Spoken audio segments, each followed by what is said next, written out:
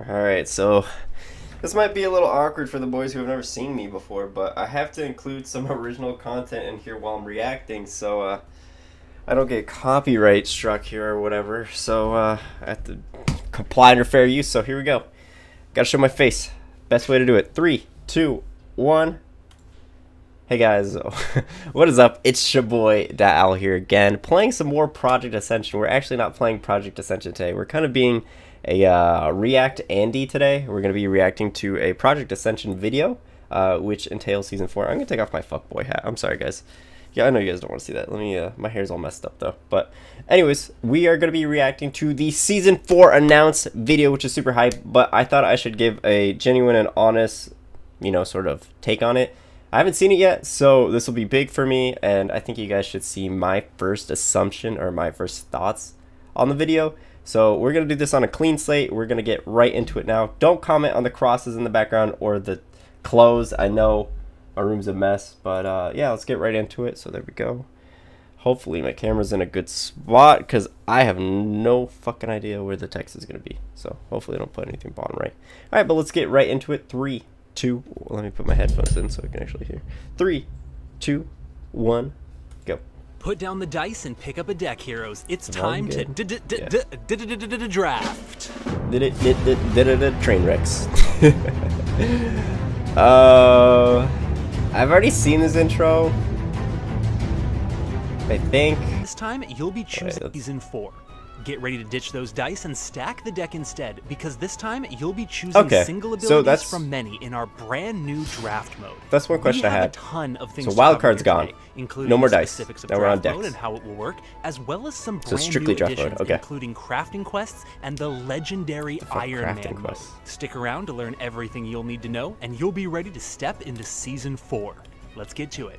Legendary crafting quests? Is that begin, heroes, we're covering the specifics of draft mode, how it's going to work, and what you need to know to succeed. This time around, rather than having your abilities randomly rolled for you, you'll receive 3 ability cards each time you'd normally get a skill. Wow. From these cards, you'll get to choose one to add to your deck, gaining the ability permanently added to your build. Starting at level 1, you'll draft 4 abilities before setting out on your adventure. From then on, I really like that, actually. You'll gain That's really cool. ability essences every level. Each time you gain enough ability essences, you'll be able to spend them to pull 3 more cards from your draft mode deck. A handy stack of cards I am blocking something. Whoops. My bad, guys. Let's go over here. In your inventory. By level 60, you'll have the dice still, but maybe drafted hero ready to conquer any challenge that stands in your. Heroes need only click the draft mode deck once. Once chosen, the deck will automatically prompt you to choose new skills as well. Okay. But draft mode isn't the only challenge this season, heroes. If you're brave enough, you might be willing to risk it all. Comment. Cool idea. That's it. You don't have to worry about rolling for an hour or like 10 years at level 1. That's really cool. That's all I got for that. That's my reaction for that. I like it. I like draft mode. Sounds cool. Enough grit to handle it, we're introducing the I like the RNG factor of WildCard more, but this will be fun. Solo adventure mode is designed to test your determination and skill as you roam the lands of Azeroth entirely on your own. Iron Man heroes are lone wolves, striking out on their own and accepting the path of solitude. Anyone who enters this mode will find the comforts of society foreign to them. Iron Man heroes give up everything. Yep. No trading, no auctions, no parties, no EXP potions, no mail. Okay. It's you against the world. There are no friends for an Iron Man, and this lonely life you lead is the only life you get. Okay, that's not true. Iron Man they could have clans, to be fair, but, okay. Iron Man heroes, if slain, are gone. Oh, shit, it's hardcore Iron Man. An Iron Man hero should not be taken lightly. There aren't any shortcuts, no hand-holding, and no one to help you. There's no way to change I guess that makes sense. Once the choice is made. Iron Man would be too easy, but hardcore Iron Man. So make the choice wisely. If you're slain, whether by monster or player, it's over. Determined hero on Ascension. Okay, so I do have one critique for this. So in RuneScape, let me just iterate this. I played RuneScape for quite some time. So in RuneScape, Iron Man, you could still technically play the character after, being defeated, or Iron Man, it didn't even matter if you died. And hardcore Iron Man, you could technically die and then still have access to the character if you had something called the Jar of Impunity or Immunity or whatever. So you could technically still play the character, but you kind of, in certain cases, lost your Iron Man status. You would be considered an Iron Man, but no longer like the Iron Man who are actually playing. You'd have a little chat icon and it'd change. So Iron Men were purely cosmetic. So one of my biggest stipulations is, how are they going to make Iron Man even worth it? Because you do need some sort of cosmetic element to make Iron Man seem like it's worth playing. So Iron Man really stood out in RuneScape, so I hope they can make it stand out here. I hope there's some sort of cosmetic change that makes it so like, oh shit, he's an Iron Man, oh shit, he's level 60. He actually got this far without dying, and he actually played the game well. I hope they like incorporate something to make it seem like you're an Iron Man, even like add a title like The Chosen or like Hardcore Iron Man. It's just something interesting like that, or give him some cool set of like legacy armor on it. All right, so my internet randomly went down, so we're gonna start from where I found the footage last. Next up, we've got some big mechanical changes on the way that will drastically improve your draft mode experience. These changes range from level 1 improvements to entire new mechanics that will influence your loot drop in high risk. Each one is vital to understand if you hope to make it in Season 4. High risk improvements are needed, without wasting any time, for sure. Let's first jump into some quality of life changes. Quality of life, nice. Although you won't be able to choose your level 1 starting abilities, rest assured that we've drastically improved the intelligence of our draft mode system at level 1. Players now have a much higher chance of rolling important spells such as Bear Form at level 1. And once they do, they also have a much higher chance to draft related spells. This means players are much more likely to see combinations such as Defensive Stance and Taunt or Bear Form and Swipe. This will ensure that players hoping to draft into a tank or healer character are much more likely to be able to do so than they were in Season 3. Additionally, to further improve the experience at level... let's wait. So, heroes have a higher chance to roll their important spells in slot 1 as their first ability. This means abilities in slot 2, 3, and 4 have a higher chance of drafting spells that rely on slot 1. If you chose Defensive Stance, you have a higher chance to draft Taunt. Okay, that's alright. I guess it feels really hand-holdy, in my opinion. I'm not sure if I'm that. I guess that's my strongest opinion thus far. That feels very hand-holdy to just say, like, you have a much higher chance of getting important spells that go along with your build. One of my biggest critiques is, like, WILDCARD lets you kind of make do with what you have, sort of thing. It wasn't like, oh yeah, we're going to give you this because it works, it synergizes with the spells that you got. Now it's kind of like, alright, you have cat form, we're going to give you cat form stuff. Instead of like, you know, learning how to power shift or doing something along those lines, you now are just given what you need, which I am a bit against overall. I don't know, I just don't like handholding. That's the reason why I came to WILDCARD, because it was all RNG, and that was the fun part to the game. It was all the RNG aspects working together, and can that dog shut up? It was all the RNG aspects working together and making the game actually very interesting, because you get this weird, funky, kind of optimized build, but now it kind of sounds like you're going to be drafted spells that fit along the lines of what you already have. And I mean, I guess that could be good. If you have Sinister Strike, you're like almost guaranteed to get Eviscerate at some point. But at the same time, that kind of eliminates the fun of, oh my gosh, I'm rolling for something really cool now. I guess we'll just have to see how it plays out, but I'm very speculative, and yeah, that's probably my strongest opinion. I don't really like the hand holding that's going on here. Like, oh yeah, you're a bear tank, we'll give you taunt, we'll give you swipe, we'll give you savage defense, whatever. You know, that doesn't seem right to me. It just, my take, I think that everything should be not truly random, but like a slight increase, but they say a higher chance, so don't know what that means. I guess we'll have to wait until it actually comes out. AE abilities have been removed from wow, level that's 1 pretty draft big. Options, meaning players can look forward to a That's full kit of actually exciting spells to play with immediately at level 1. We've also overhauled the draft system to guarantee that players will all roll the exact same number of 1 AE abilities. That's huge. You won't be at a disadvantage from pulling Conjure Food and Safe Fall one after the other. There were some people, no matter the luck of the draw, like that. Rest assured that all players on Season 4 will have the exact same number of single AE abilities. I like that. No bad luck here. Yeah, there's some people that rolled like Conjure Food, Conjure Water, Slow Fall, Levitate. As much as one after players another. loved rolling character after character, hoping for one of them to get Wind Fury, a little help in that regard might be well I never did that, so. Introducing skill cards. Sucks to be you guys. Are an end-game account-bound item that are usable only by level 1 characters. These Joker cards can help you stack your new character's deck by guaranteeing that your new character will get 1 skill and 1 skill only of your choice during the leveling process. Essentially, skill cards usable only once by a level 1 character can become any skill in the game. Want to make sure your new hero gets Wind Fury? Skill card. Need to make sure this one has Frost Shock? Skill card. Yikes. Trying to level a tank and really want Shield Wall? Skill card. Skill cards can only be obtained through level 60 call board quests. So to even have a shot at getting them, you'll first need to get a draft hero to level 60.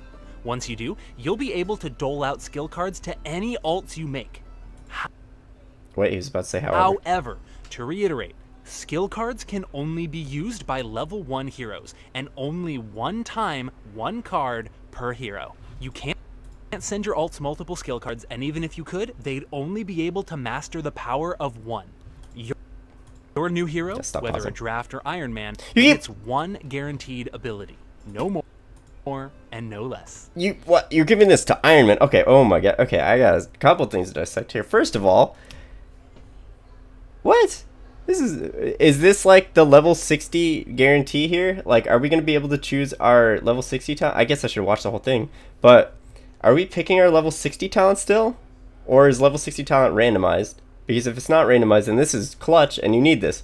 But if it's not randomized, then you're giving people free choice at whatever spell they want in the game. And to be quite honest with you guys, the biggest appeal for me on this server is the RNG aspects. I mean, that's why I came to Ascension, was because of WILDCARD. WILDCARD was huge, and it was randomized, and it was like, whoa, everything can be crazy and fun and nice and, you know, not nice. It can just go to a total shit show, but when you master that one build, it was amazing and everybody loved it and you were happy.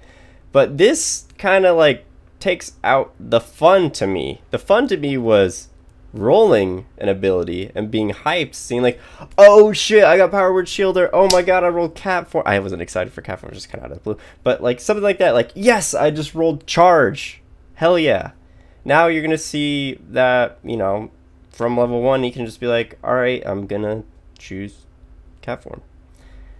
That just makes me less excited, I guess, if I know I can pick. I mean, of course I don't need to use this, but it'd be stupid to not use one of these. It seems like this is just guaranteeing that your build goes a specific way. And from that as well, we know that builds are going to cater towards whatever's in your slot 1 spell, I guess. So if you're really to go Sinister Strike and then you know, skill card Wind Fury, you're going to have a build that's arguably amazing, which I think is pretty dumb. It takes away like the fun of the server. Maybe it's just me, but that takes away the fun of the server to me. It was like the randomness that made it exciting and made it interesting and made it cool seeing all these builds. But it kind of sounds like we're going to have a lot of cookie cutter builds coming out of this. But I could be wrong, but that's what I'm getting out of it. Into a new season, we've got a new way for players to re-pick their talent choices at level 60. Replacing Scrolls of Choosing. Okay, so we do Ace of Talents. We do pick our level 60 talents too. Oh god. Will allow players to re-pick the talents they choose at 60, whether that's a single 3 AE talent or a pair of 2 AE talents. That's good though. It's best to we needed think that. of the new Ace of Talents as an improved Scroll of Choosing, allowing heroes to reassign their level 60 talents no matter what. Don't like the last thing. I like this though. Okay, we needed that. They should have added that last season, or this season. We've got a few final general features to cover that have been added to Season 4. To okay. begin, let's take a look at crafting quests. Okay. Do you prefer the heat of the forge to slaying bandits? Want to see your hero grow stronger through their love of tailoring rather than battle?